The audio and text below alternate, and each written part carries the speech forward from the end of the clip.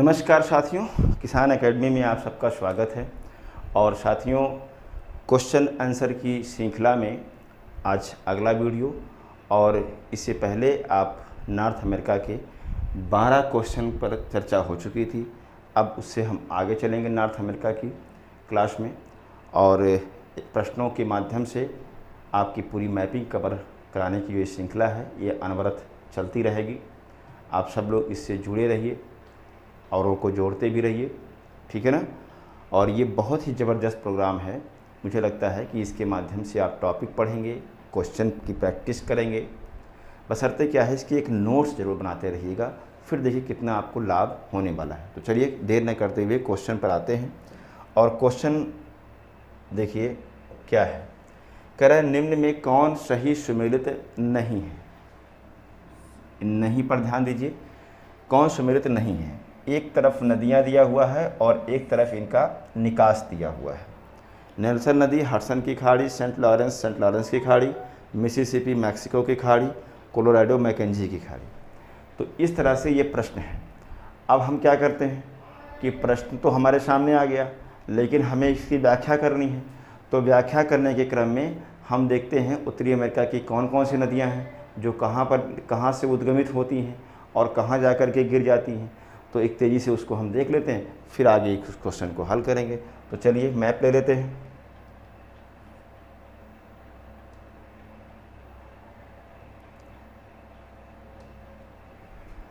देखिएगा ध्यान से, ये आपका जो उत्तरी अमेरिका का मैप है, और इसी पर हम समझाने का प्रयास करेंगे।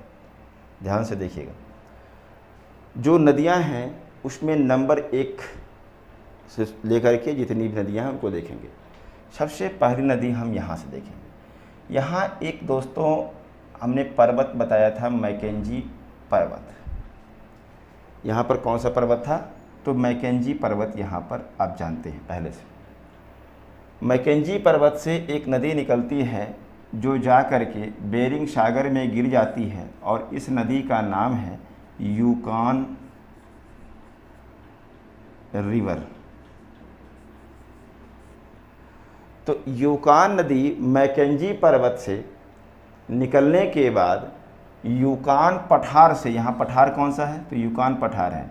यूकॉन पठारी क्षेत्र से प्रवाहित होते हुए अलास्का में जा कर के बेरिंग सागर में गिर जाती है। एक ये नदी हो गई। दूसरी नदी आप देखेंगे, यहाँ पर एक स्लेव झील है कनाडा में, जानते हैं आप। यहाँ से एक नदी निकलती है और ऐसे प्रवाहित होते हुए जा कर के ब्यूफर्ट सागर में गिरती है, और इस नदी का नाम है मैकेंजी नदी। मैकेंजी नदी यानी मैकेंजी नदी ग्रेट स्लेव झील से निकलने के बाद उत्तर की ओर प्रवाहित होते हुए आर्कटिक महासागर के ब्यूफर्ट सागर के मैकेंजी की खाड़ी में गिरती है। और ध्यान देने वाली बात यह है कि ये कनाडा की सबसे लंबी नदी है।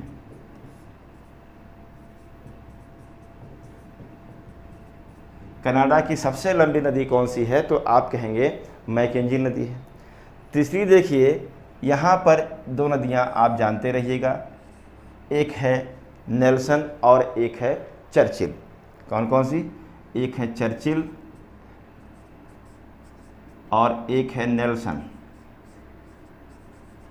ये 2 कनाडा की महत्वपूर्ण नदियां हैं, जिनका निकास होता है हडसन की खाड़ी में, यानी ये हडसन की खाड़ी में जाकर के गिरती हैं। ये 2 नदियां हैं, नेल्सन और चर्चिल। ठीक, इसके बाद आप देखेंगे कि यहाँ पर एक नदी हमने कहा था कि ये ओंटारियो झील है, और इस ओंटारियो झील से नदी ऐसे प्रवाहित होते हुए जाके सेंट लॉरेंस की खाड़ी में गिर जाती है, और इस नदी का नाम है सेंट लॉरेंस नदी। यानी सेंट लॉरेंस नदी का उद्गम ओंटारियो झील से होने के बाद ये उत्तर पूर्व की दिशा में प्रवाहित होते हुए सेंट लॉरेंस की खाड़ी में गिरती है। अब इस नदी के बारे में खासियत क्या है देख लीजिए। पहली बात तो ये कि जब ये ग्रेट लेक्स का हिस्सा है, यहाँ पर ज़्यादा औद्योगिक विकास हुआ है। यानी यहाँ बहुत ज़्यादा औद्योगिक विकास होने के कारण जो ये नदी है, इस नदी का प्रयोग करते हैं। किस लिए इस नदी का प्रयोग करते हैं? परिवहन के लिए। यानी परिवहन के लिए इस नदी का प्रयोग किया जाता है। यानी कि विश्व के व्यस्तम जलमार्गों में से एक है सेंट लॉरेंस नदी। लेकिन यहाँ पर शीत ऋतु में तापमान कम हो जाने के कारण इस नदी में जमाव हो जाता है, हिम आ जाता है, इसलिए वहाँ पर क्या होता है, मार्ग बाधित हो जाता है। तो ये पूरे वर्ष काम तो नहीं करती है, लेकिन फिर भी विश्व के व्यस्तम जलमार्गों में से एक ये नदी है सेंट लॉरेंस। इस सेंट लॉरेंस में 2 शहर आपको जानना है। एक तो यहाँ पर देखिए मॉन्ट्रियल है। कौन सा है? तो आप कहेंगे मॉन्ट्रियल है। मॉन्ट्रियल कनाडा का एक शहर है जो नदी द्वीपीय शहर है। मतलब ऐसे ये नदी जा रही है, 2 भागों में बट गई और फिर ये इस तरह से जाकर के आगे फिर मिल गई।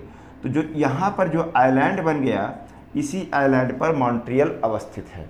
यानी मॉन्ट्रियल एक द्वीपीय शहर है, या आप ये कह सकते हैं कि विश्व का सबसे बड़ा नदी द्वीपीय शहर कौन सा है?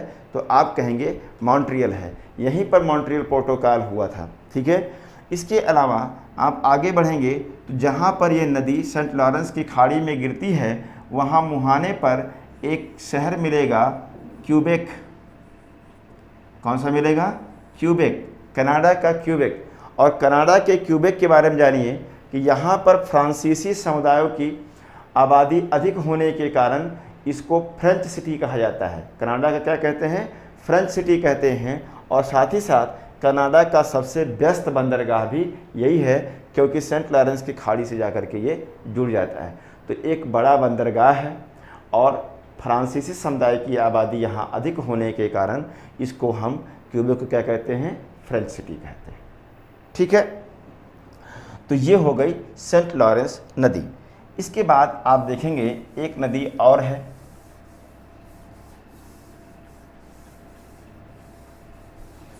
हमने आपको एक शहर बताया था न्यूयॉर्क।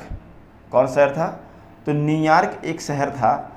न्यूयॉर्क के बारे में हमने कहा था कि ये लॉन्ग द्वीप पर अवस्थित एक शहर है और यहाँ पर अपलेशियन पर्वत हमने बताया था। अपलेशियन पर्वत से एक नदी निकलती है जिसका नाम है हडसन नदी। हडसन नदी। और हडसन नदी अपलेशियन पर्वत से निकलने के बाद न्यूयॉर्क सिटी से होते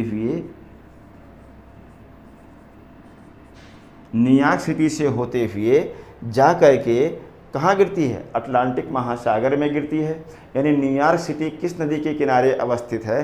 तो आप कहेंगे हडसन नदी के किनारे अवस्थित है। ठीक है। आगे बढ़ेंगे। यहाँ पर देखिए ये वाशिंगटन डीसी है और यहीं अपलेशियन पर्वत से एक नदी निकलती है जिसका नाम है पोटोमैक। और पोटोमैक वाशिंगटन डीसी से होते हुए जा करके यहाँ एक खाड़ी है जिसका नाम है चिसपकी की खाड़ी। कौन सी खाड़ी है? चिसपकी की खाड़ी है। और चिसपकी की खाड़ी में जा करके ये नदी गिर जाती है। तो आप कहेंगे कि वाशिंगटन डीसी किस नदी वाशिंगटन डीसी किस नदी के किनारे अवस्थित है? तो आप कहेंगे पोटोमैक। यानी पोटोमैक जो निकलती है वो अपलेशियन पर्वत से निकलती है और वाशिंगटन डीसी से होते हुए चिसपकी की खाड़ी में गिर जाती है। ठीक है। अगली नदी आप देखेंगे कि एक है, यहाँ से ऐसे प्रवाहित होते हुए आ रही। यहाँ पर आप देखेंगे एक झील है और इस झील का नाम है इटास्का। कौन सी झील है? इटास्का। इटास्का। यानी इटास्का झील से एक नदी निकलती है जिसका नाम है मिसिसिपी नदी। कौन सी है? तो आप कहेंगे मिसिसिपी।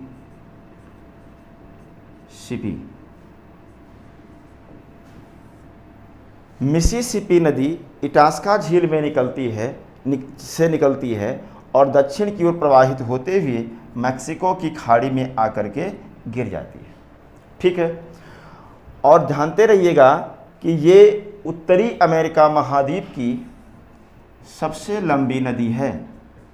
सबसे लंबी नदी कौन सी है, तो आप कहेंगे मिसिसिपी नदी है।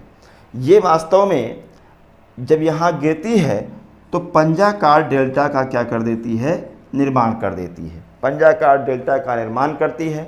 और इसमें बहुत सारी सहायक नदियाँ हैं, बहुत सारी सहायक नदियाँ हैं। तो ये एक वृक्षाकार अपवाह प्रतिरूप का निर्माण करती है, यानी वृक्षाकार अपवाह का निर्माण करती है और साथ ही साथ गिरने से पहले पंजाकार डेल्टा बनाती है। ठीक, और यही उत्तरी अमेरिका महाद्वीप की सबसे लंबी नदी है। अब इसमें देखिए खास बात क्या है, एक नदी इधर से आती है जिसका नाम है मिसौरी। क्या नाम है, मिसौरी।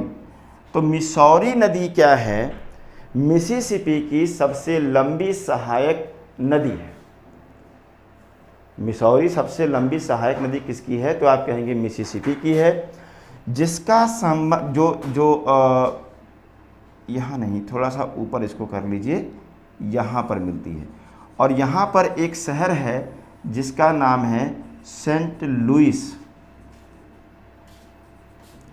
सेंट लुइस में मिसिसिपी और मिसौरी का संगम होता है और जहाँ पर आप देखेंगे कि मांस प्रसंस्करण उद्योग का बड़े पैमाने पर क्या हुआ है, विकास हुआ है। तो मांस प्रसंस्करण उद्योग के लिए कौन सा शहर प्रसिद्ध है, तो आप कहेंगे सेंट लुइस, जहाँ पर मिसिसिपी और मिसौरी का संगम होता है। ठीक है, इसके किनारे दो शहर हैं, एक है मिनियापोलिस और एक है सेंट पॉल। मिनियापोलिस और सेंट पॉल दो शहर ऐसे हैं यूएसए के जिनको जुड़वा शहर कहा जाता है। दोनों नदी के किनारे हैं, एक तरफ एक दूसरी तरफ।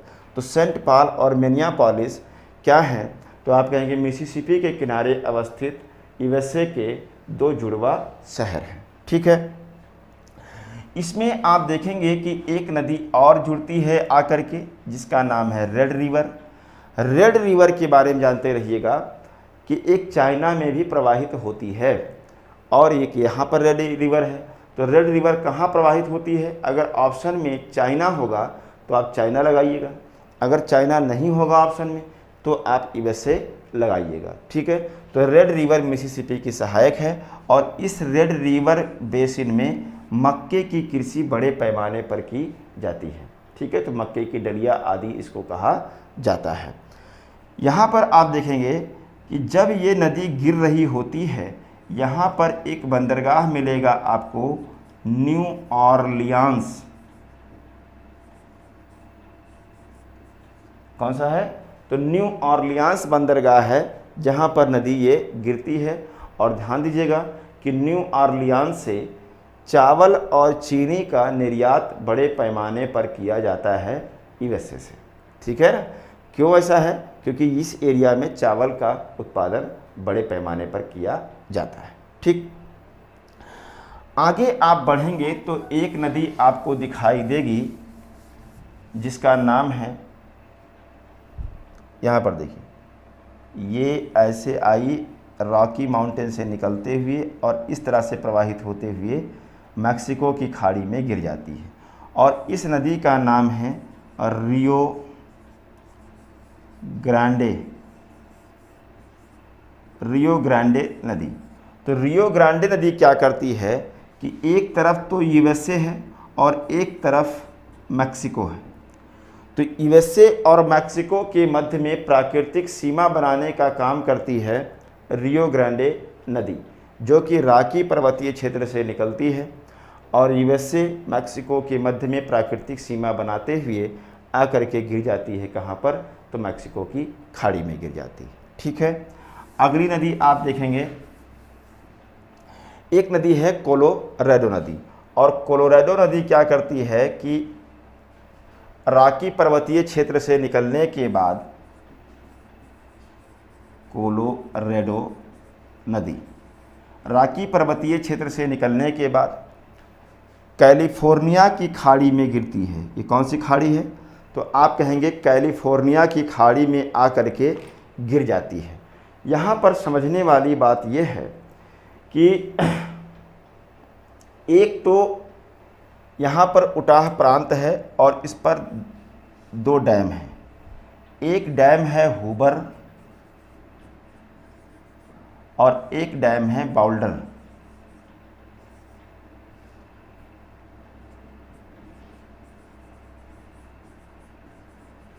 ये दोनों क्या हैं? डैम हैं। इन डैम के जलाशय को क्या कहते हैं? तो हमने कहा था एक झील मीड झील यानी मीड लेक कहते हैं इसको। तो हूबर और बाउल्डर डैम किस नदी पर हैं? तो आप कहेंगे उटाह प्रांत में कोलोराडो नदी के ऊपर बनाए गए हैं।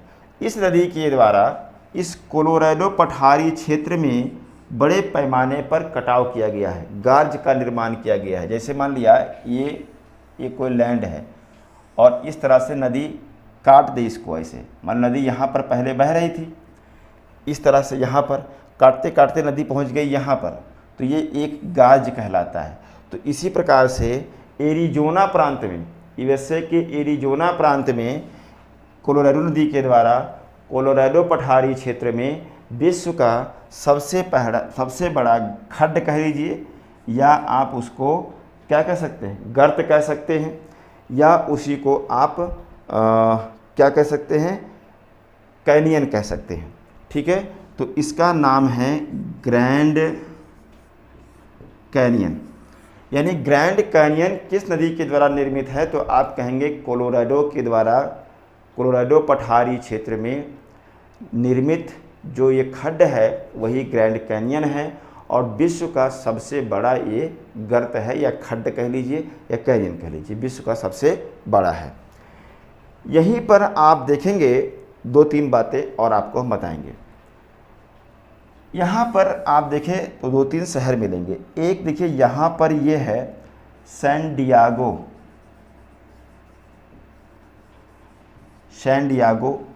एक यहाँ पर है लॉस एंजलिस,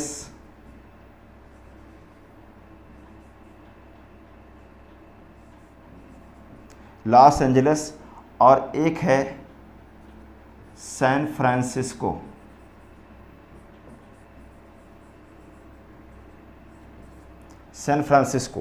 तो San Diego, Los Angeles, San Francisco, ये 3 शहर हैं जो भूमध्य सागरीय जलवायु प्रदेश में अवस्थित हैं। और भूमध्य सागरीय जलवायु प्रदेश में होने का मतलब ही होता है कि यहाँ खाद्य प्रसंस्करण उद्योग का विकास होगा, यहाँ ताज़े रसदार फलों की कृषि बड़े पैमाने पर होगी, तो जाहिर सी बात है कि यहाँ शराब उद्योग का विकास होगा। फिर भी आप देखिए जो सैन डियागो है ये पनामा सिटी से, यहाँ पर क्या है? पनामा सिटी से अगर आप यूएसए जाइए तो सबसे निकटतम बंदरगाह है, मतलब यूएसए का कोई भी बंदरगाह नहीं है पनामा के बाद। तो यूएसए का सबसे नज़दीकी बंदरगाह पनामा सिटी से कौन है? तो आप कहेंगे सैन डियागो है। यहाँ पर तेल शोधन का कार्य बड़े पैमाने पर किया जाता है। कहाँ पर? सैन डियागो में तेल शोधन का कार्य होता है, और साथ ही साथ यहाँ जलयान उद्योग का बड़े पैमाने पर विकास हुआ है। वहीं पर लॉस एंजलिस में देखिए भूमध्य सागरीय जलवायु प्रदेश जो भी होते हैं वहाँ वर्षा शीत ऋतु में होती है, इसलिए यहाँ अधिकांश समय तक आसमान साफ रहता है।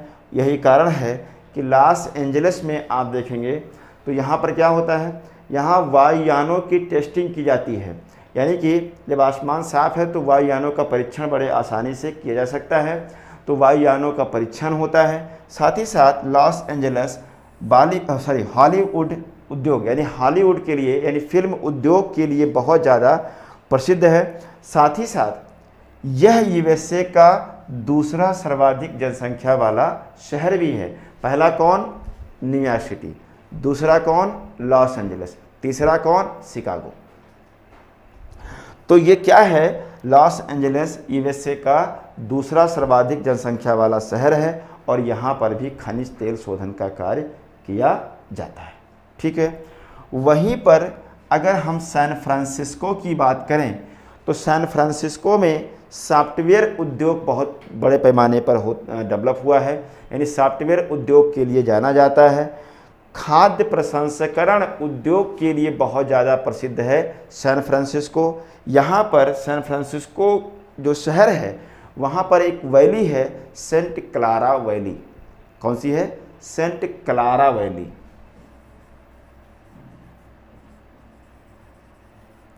सेंट क्लारा वैली जो है इसी क्षेत्र में सॉफ्टवेयर उद्योग डेवलप हुआ है और यही कारण है कि इसको सिलिकॉन वैली भी कहा जाता है, सिलिकॉन घाटी इसको कहा जाता है।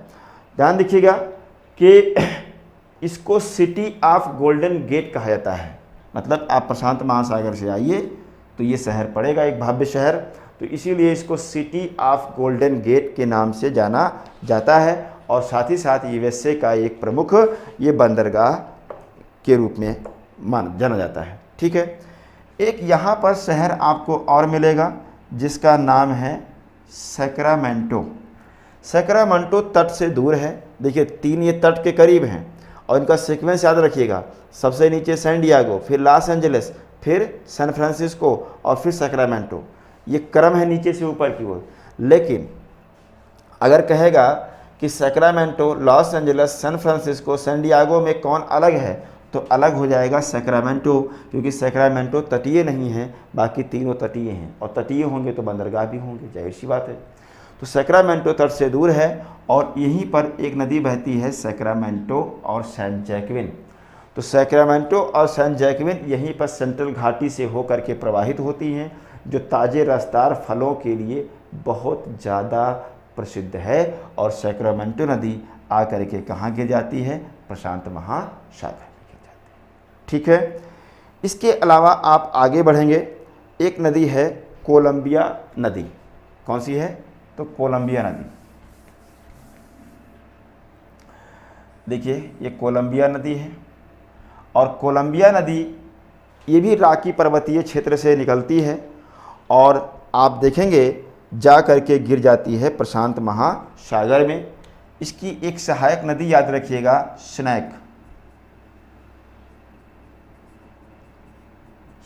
नदी, और ये कौन सी है, तो कोलंबिया है।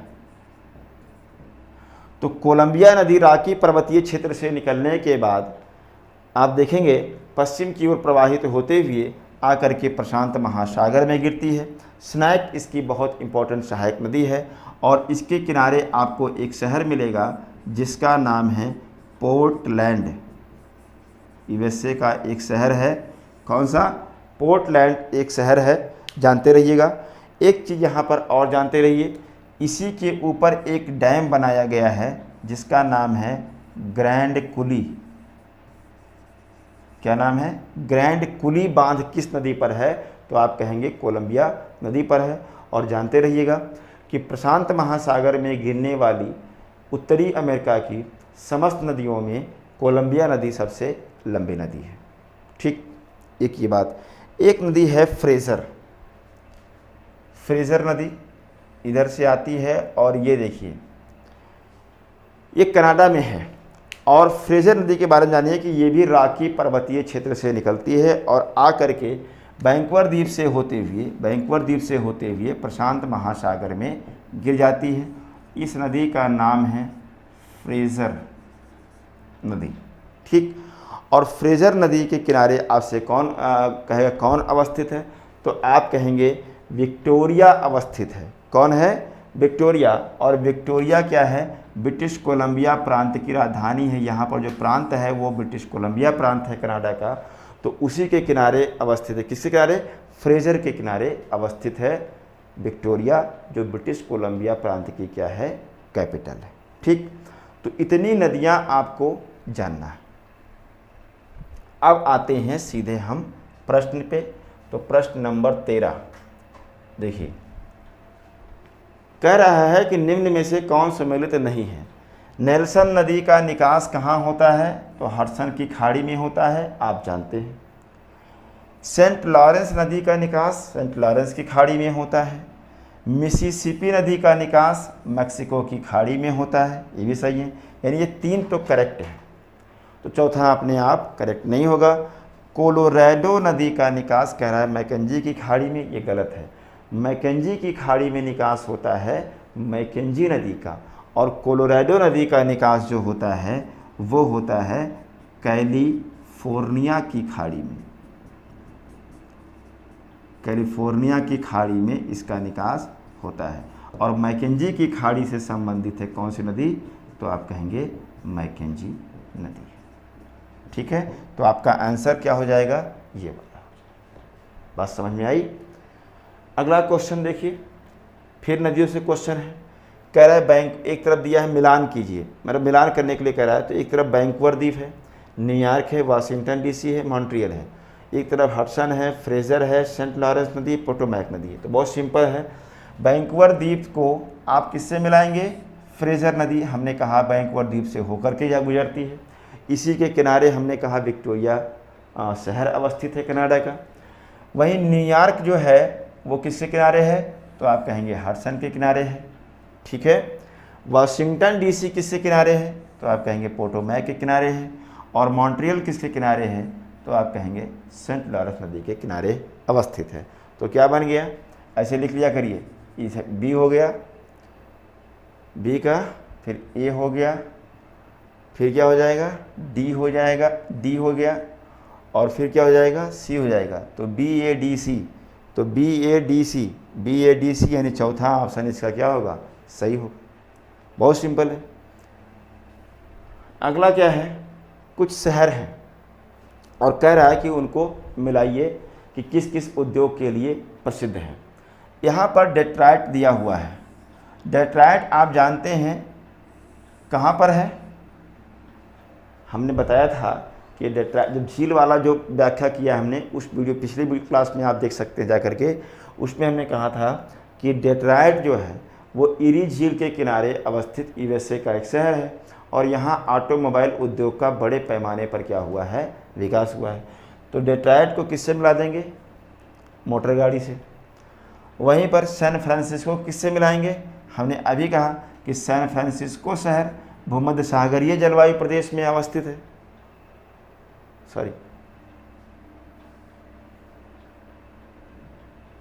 भूमध्य सागरीय जलवायु प्रदेश में है और इसलिए यहाँ खाद्य प्रसंस्करण उद्योग का क्या हुआ है, विकास हुआ है। और साथ ही साथ एक बंदरगाह है, बंदरगाह होने के कारण क्या होगा, यहाँ पर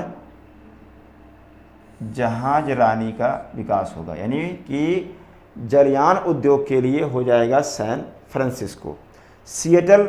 सिएटल और लॉस एंजलिस की कंडीशन लगभग एक समान है। यहाँ भी आसमान साफ रहता है क्योंकि ये भी भूमध्य सागरीय जलवायु प्रदेश में है, तो यहाँ पर भी वायुयानों की टेस्टिंग बड़े पैमाने पर होती है। तो सिएटल में आप कर देंगे वायुयान से इसको। और शिकागो में हमने बताया था कि ये किस झील के किनारे है, तो ये मिशिगन झील के किनारे अवस्थित है शिकागो, और यहाँ पर मांस प्रसंस्करण उद्योग का बड़े पैमाने पर विकास हुआ है। तो इसको आप करेक्ट कर लीजिए, ये हो जाएगा पहले में डी, दूसरे में हो जाएगा सी, सी में हो जाएगा ए, बी, और डी का हो जाएगा ए, यानी D C B A, D C B ए, यानी कि तीसरा ऑप्शन इसमें क्या होगा, करेक्ट होगा। बात समझ में आ रही है। तो इस तरह से ये आपका प्रश्न हो गया नदियों से। इसके बाद कह रहा है कि आप इन सागरों को उत्तर से दक्षिण के क्रम में व्यवस्थित करिए। लैब्राडोर सागर, सारगैसो सागर, कैरिबियन सागर, तस्मान सागर। तस्मान सागर, लैब्राडोर सागर, सारगैसो कैरिबियन, लैब्राडोर, तस्मान, सारगैसो कैरिबियन। तो ऐसा करते हैं कि हम थोड़ा सा सागर को देख लेते हैं। तो सागर देख लीजिए, कुछ नहीं है इसमें, आइए बताते हैं आपको। जितने जलीय भाग हैं सबको समझाने का प्रयास करेंगे। यहाँ पर देखिए ये ब्यूफर्ट सागर है, ये ब्यूफर्ट हो गया। यहाँ पर देखिए ये बेफिन की खाड़ी है, ये हडसन की खाड़ी है, ये उंगावा की खाड़ी है। कौन सी है, उंगावा बे है ये। इधर लैब्राडोर सागर है। इतना क्लियर हो गया। नीचे बढ़िए, यहाँ पर सेंट लॉरेंस की खाड़ी है, यहाँ पर फंडी की खाड़ी है, यहाँ चिसपकी की खाड़ी है, यहाँ आप देखेंगे सारगैसो सागर है, यहाँ मैक्सिको की खाड़ी है, यहाँ पर कैरिबियन सागर है, यहाँ पर पनामा की डेरियन की खाड़ी है, इधर पनामा की खाड़ी है, यहाँ कैलिफोर्निया की खाड़ी है, यहाँ पर आप देखेंगे अलास्का की खाड़ी है, यहाँ पर ये बेरिंग सागर है, और यहाँ पर फिर क्या हो जाएगा, ब्यूफर्ट सागर हो जाएगा।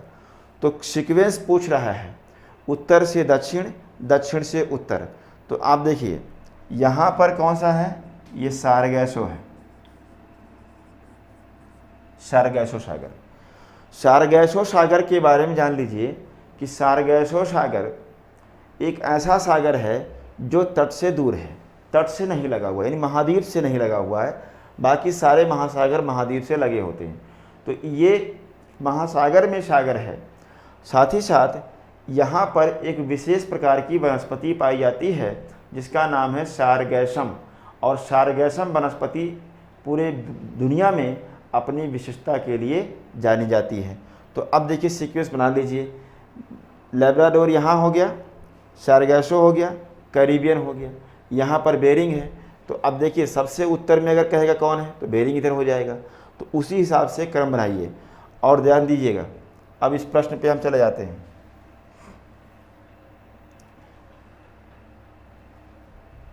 प्रश्न पे जाइए। तो लेब्राडोर सागर है दिया हुआ है, सारगैसो दिया हुआ है, कैरिबियन दिया हुआ है और तस्मान दिया हुआ है। तो ये तस्मान सागर जो है ये ऑस्ट्रेलिया के नीचे है। तो जाहिर सी बात सबसे दक्षिण में वही हो जाएगा, वो ऑस्ट्रेलिया में आप देखेंगे तस्मान को। और लेब्राडोर सबसे उत्तर में, उसके नीचे सारगैसो है, फिर कैरिबियन है। तो ये भी सही है, यानी पहला ऑप्शन जो है ये उत्तर से दक्षिण के क्रम में सागरों का बन जाएगा। ठीक है, तो एक प्रश्न ये हो गया। नेक्स्ट प्रश्न है निम्न में से कौन सुमेलित नहीं है। तो एक तरफ रेल मार्ग दिया है और एक में कह रहा है कहाँ से कहाँ तक जाती है। तो एक दिया है कनाडा पैसिफिक रेलवे, वैंकूवर से न्यू ब्रुंसविक तक। कनाडा पे यहाँ पर कर दीजिए सेंट्रल, ये CPR नहीं है, कनाडा सेंट्रल है, सेंट्रल रेलवे।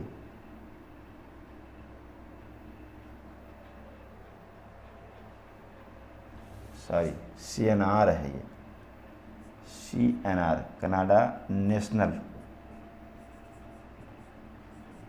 ठीक है ना, ये नेशनल पढ़िए, कनाडा नेशनल रेलवे। तो Canada National Railway Prince Rupert से हैलिफैक्स तक। CPR Canada Pacific Railway San Francisco से वाशिंगटन, और ट्रांस इंडियन रेल बेलपराजो से ब्यूनस आयर्स। तो देखिएगा ध्यान से, आपको समझाने का प्रयास करते हैं, यहीं पर ले लेते हैं।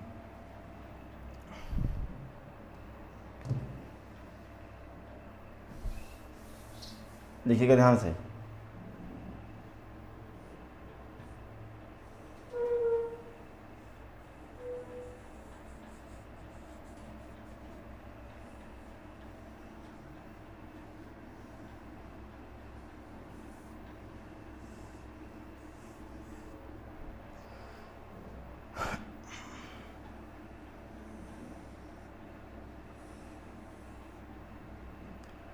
ध्यान से देखिएगा कि एक हमने बताया था कनाडा में वैंकूवर है, क्या है, वैंकूवर। वैंकूवर से लेकर के न्यू ब्रुंसविक तक एक रेल चलती है। कहाँ तक? वैंकूवर से लेकर न्यू ब्रुंसविक, एटलस में ढूंढ लीजिएगा, न्यू ब्रुंसविक, इसको बोलते हैं CPR कनाडा पैसिफिक रेलवे। तो पहला ऑप्शन आपका सही है, कोई दिक्कत इसमें नहीं है। एक यहाँ पर प्रिंस रूपर्ट है कनाडा में, यहाँ से ये रेल चलती है और पहले जाती है वैंकूवर इस तरह से, और ये फिर पहुँच जाती है नोवा स्कोशिया की एक राजधानी है जिसका नाम है हैलिफैक्स, हैलिफैक्स तक जाती है, और ये स्थान है प्रिंस रूपर्ट। इस रेल का नाम है CNR कनाडा नेशनल रेलवे, ये लंबा भी सबसे कनाडा का। एक और है यहाँ पर देखिए, सैन फ्रांसिस्को हमने बताया था, सैन फ्रांसिस्को से न्यूयॉर्क तक चलती है जो, उसको कहते हैं सेंट्रल पैसिफिक रेलवे। यानी कि सैन फ्रांसिस्को है एक तरफ और एक तरफ न्यूयॉर्क है, इसको कहते हैं CPR, यानी कनाडा क्या कहते हैं सेंट्रल पैसिफिक रेलवे बोला जाता है इसको। ये USA में और 2 ऊपर कनाडा में है। यहाँ पर देखिएगा एक स्थान है चिली में वेलपराजो, और वेलपराजो से ब्यूनस आयर्स जो अर्जेंटीना का है, ब्यूनस आयर्स, यहाँ तक एक रेल चलता है जिसको कहते हैं ट्रांस एंडियन रेल। क्या कहते हैं? Trans Andean rail. तो देखिएगा ध्यान से, इसमें कौन सा मिस्टेक है? देखिए, कह रहा है CPR वैंकूवर से न्यू ब्रुंसविक तक, कोई दिक्कत नहीं है, ये सही है। CNR है ये Canada National Railway, Prince Rupert से हैलिफैक्स, कोई दिक्कत नहीं है, सही है। CPR Canada Pacific railway, Canada नहीं है, ये सेंट्रल पैसिफिक रेलवे है, ये सेंट्रल पैसिफिक रेलवे है। सेंट्रल पैसिफिक रेलवे कहाँ से? सैन फ्रांसिस्को से वाशिंगटन, वाशिंगटन नहीं है, क्या है? न्यूयॉर्क है। तो यही आपका गलत हो जाएगा। और ट्रांस इंडियन रेल वेलपराजो से ब्यूनस आयर्स तक, ये सही है, ठीक है ना। तो इस तरह से ये क्वेश्चन आपका ये हो गया कंप्लीट। तो इस प्रकार से आप देखेंगे उत्तरी अमेरिका महाद्वीप को हमने 3 वीडियो में 16 प्रश्नों के माध्यम से, 17 क्वेश्चन के माध्यम से हमने कवर करने का प्रयास किया है। इसमें बहुत सारी चीज़ें अभी और भी हैं, लेकिन ये टॉपिक आप देखेंगे, टॉपिक की वीडियो को जा कर के देखिए। टॉपिक की वीडियो में आपको जो इसमें कम है, जो बचा हुआ है, चाहे ज्वालामुखी हो, कुछ और विशेष चीज़ें हैं, वो सब भी आपको टॉपिक में मिलेगी। क्वेश्चन के माध्यम से हमने व्याख्या जो संभव हो सकती थी वो हमने बता दी आपको, ठीक है। तो उम्मीद करता हूँ कि आप लोगों को मज़ा आ रहा होगा और बड़े ही अच्छे से इसको आप तैयार कर रहे होंगे। नोट्स बनाते रहिए, क्वेश्चन को नोट करते रहिए। फिर अब अगला जो शुरू होगा वो दक्षिण अमेरिका की क्लासेस शुरू होंगी, उसमें भी क्वेश्चन के माध्यम से ही हम उसको 2-3 वीडियो में व्याख्या करेंगे। तो मिलते हैं फिर अगली क्लास में, तब तक के लिए धन्यवाद।